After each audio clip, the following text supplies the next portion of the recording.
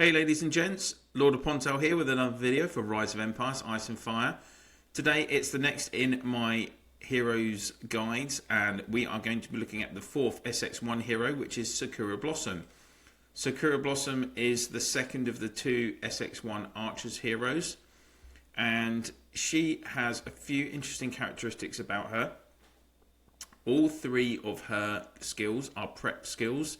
She's only the second hero in the game to have all three of her hero specific skills as prep skills after Beast Queen, S2 cavalry hero. Sakura Blossom is a support hero. Again, this description that the game has given is incorrect as usual for these ones, so you would want her either on your front row or middle row. Ignore the back row for her. So let's have a look at her skills. Of course, skill 1 is the dictator skill, which will increase your marching capacity by up to 23,100 troops in your squad. Her second skill, so Senbon Sakura, as I say, it's a prep skill. Effective range is 4, and it's going to target 2 random friendly squads with an effective range. So why does it have an effective range of 4? Well, there's 2 elements to the skill. First off, first 2 turns, 2 random squads will move first, which is your squads within your formation, and then on the second turn will deal between 284% damage up to 687% damage to 2 random enemy squads. So that is a large amount of damage that this skill is going to do on the second turn of the battle. On to skills 3 and 4. As usual, they are the defensive formation, which will increase resistance in your squad from 5% to 50% resistance for the troops that Sakura Blossom is leading. And skill 4 is the offensive formation, which will increase the might of the troops from 5% to 50%.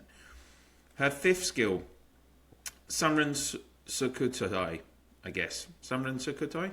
Let's go with that. So as I say, another prep skill. Effective range is 4 again. And this time it does say in the description, targets 2 random enemy squads with an effective range. This covers the first 3 turns of the battle, and it will target the 2 random enemy squads, and that makes them take between 5% and 50% additional damage. So you've already got your, with the first skill, you've already got that additional damage on turn 2, and then this skill is giving even more damage as well. Skill 6, her Awakened skill. As usual, you get the 250% bonus to leadership skills. Sakura Blossom will also give you 15% extra might and resistance and 15% damage for your skills. Again, not top level because it's not 20%, but you know, we're talking fine margins, but fine margins do matter towards the end of the game. That's why she is an SX1 hero, in my opinion. Skill 7, Discipline. So this means that it will give the additional 13% up to 40% might for all of the troops in your legion, all 3 squads in your formation. And then onto her last hero specific skill, which is skill 8, Mansenreika, which is, as we already know, it's a prep skill again. Effective range is 2, and this time its target is 2 random friendly squads, so it's going to buff your 2 squads in your formation, and for the first 3 turns, 2 random friendly archer squads deal 5% additional damage up to 50% additional damage. So if you think about it, once you've got this 8th skill unlocked, you will have your own squads dealing up to 50% additional damage to whoever they're hitting, and that is combined with the additional damage that this 5th skill, the debuff, is giving to the enemy squad. So you've got 50% extra damage from your own from your own squads for the first 3 turns, and this is making the enemy take additional damage as well. So as you probably realise, Sakura Blossom, all of her skills are activating and present within the first 3 turns of the battle. So let's have a look at the effects that that's going to have. And again, this weekend we were up against State 1 in the Heroes Duel, well, in Clash of Province and therefore in Heroes Duel. I was able to grab some of the reports from them. So we have Triggerman against Magic, two S1 teams, and Triggerman in his Archers, or hers, well, it must be him, right? Triggerman. In his formation, he had a Immortal Guardian, a Sakura Blossom, and then Jade Eagle on the back row. That's the formation he's gone with. You'll see that he did win the battle against Magic's combination, which is almost the same. The only difference is that Magic had Skybreaker on his middle row instead of Sakura Blossom. Now, as you probably know from Heroes Duel, I think this was a semi-final battle, so it's best of 3. And in each of the battles, Triggerman did win. They didn't swap around their legions and the orders or anything. So this Triggerman's Legion came up against Magic's same Archers Legion, Archers against Archers, each 3 times. Triggerman won. So let's have a look at the impact that Sakura Blossom had on the battle. First off, you see skills used 4. Now, the reason for that is that you have each of the 3 prep skills activating on turn 1, and then you have the second part of skill of that second skill activating on turn 2, where it does that damage. So that's why you have 4 skills used in the battle. You can see Sakura did come up with some kills from that damage on turn 2, and then we've got Jade Eagle as your main killer on the back row, doing 143,000 damage. Well, kills, sorry. So let's get into the video and have a look at what's going on. This is a really interesting one to watch. So we're going to see both Immortal Guardians triggering their skills. Then you've got Skybreaker triggering his Soul of the Mountain skill, which is going to suppress the troops. And we've had Sakura Blossom. Here comes the Senbon Sakura. And that does huge amounts of damage to the front and back row.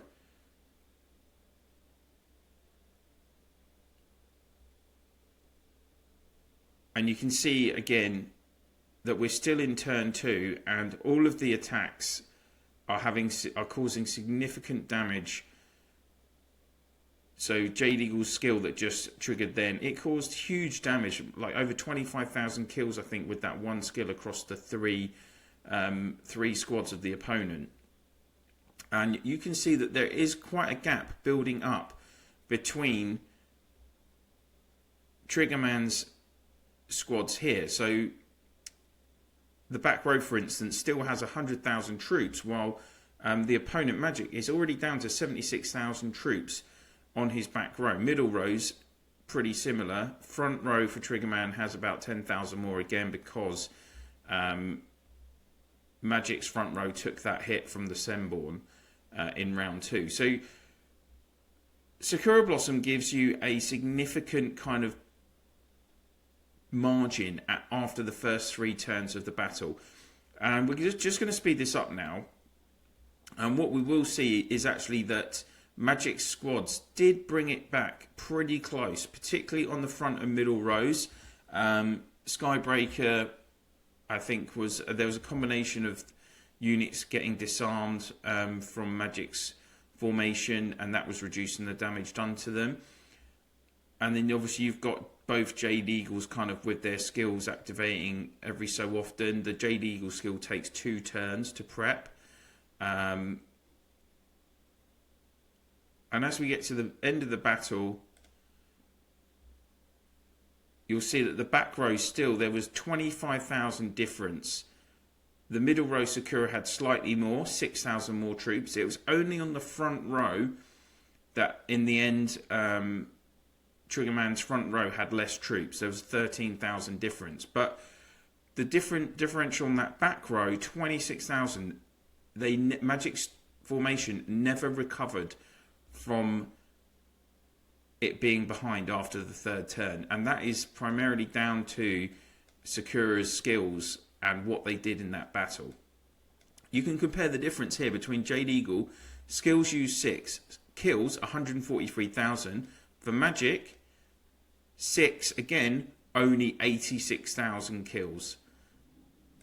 Big difference. And that is basically, even though Skybreaker took more kills than Sakura did, she gave such a buff to Jade Eagle at the start of that battle that just magic could never recover. And alright, you're kind of restricted by that. This is all Sakura is ever going to do in terms of kills, just on that one turn. But at least she is still contributing to a certain extent, and she's buffing your killer hero by so much at the same time.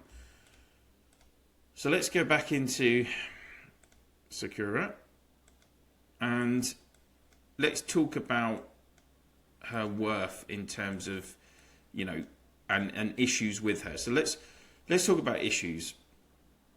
Obviously, all three of her skills are prep skills. Now, they can't be silenced because silence doesn't work on prep skills, but they can be suppressed, and there are a few heroes, particularly endgame heroes, that have that skill, such as Skander, Avalanche, Rosen. Lots of people are running with Rosen and Avalanche in their cavalry squads, and Skander as well, SX4 footman hero, is going to be, you know, if Sakura was, if you had archers against footmen and it's Sakura against Skander, you're going to be coming into problems there. The other thing to consider is, would she actually, are you getting enough benefit from her in those first 3 turns? Because after the 4th turn, she's not doing anything for you guys. Literally nothing.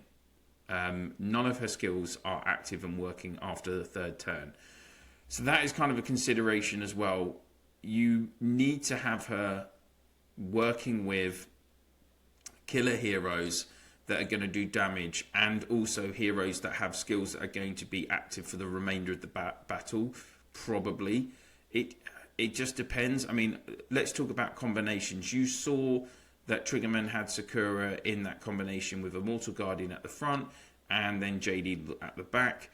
A couple of other combinations that she can work with is, say, if you only have SX1 heroes, you could use Sakura front row, Inquisidor middle, and then you could have Elk on the back row.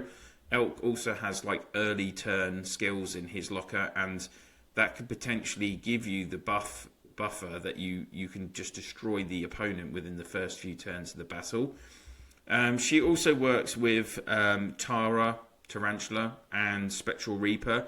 In fact, Sakura Blossom does work in several combinations of heroes with Spectral Reaper, but this is for like later in the game. We know that there's going to be some SX5 heroes coming out and Archers heroes coming out, and she'll work really well with both of them. And then Spectral Reaper, again, Spectral Reaper, you know, he can cause huge damage with his skills, and if they're active during those first few turns, then you can, as I say, do potentially serious damage that is just not going, your opponent won't be able to come back from.